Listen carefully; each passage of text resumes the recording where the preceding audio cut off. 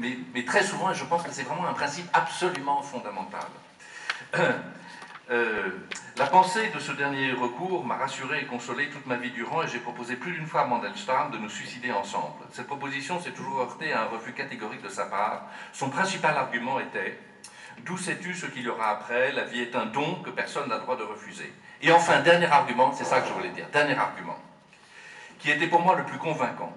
Pourquoi t'es-tu fourré dans la tête que tu devais être heureuse? Mandelstam était un homme pétillant de vie et n'avait jamais recherché le malheur. Mais il ne misait pas non plus sur ce qu'on appelle le bonheur. Pour lui, ces catégories n'existaient pas. Ça, c'est magnifique, hein, parce qu'elle dit, mais il n'y a pas de droit au bonheur. Et elle explique après qu'elle ne s'est plus jamais plainte. Elle vivait dans des conditions épouvantables, hein, absolument épouvantables, parce qu'elle avait été reléguée au goulag, etc. Mais elle ne s'est plus jamais plainte parce qu'il lui avait dit, d'où viens-tu, que tu puisses penser que tu as un droit au bonheur. Et ça, je pense que c'est vraiment quelque chose de fondamental dans ce dont vous voulez parler. Et je n'ai jamais oublié ce petit passage, hein, de Contre tout espoir. Et franchement, c'est un ouvrage dont je vous recommande la lecture. C'est absolument admirable.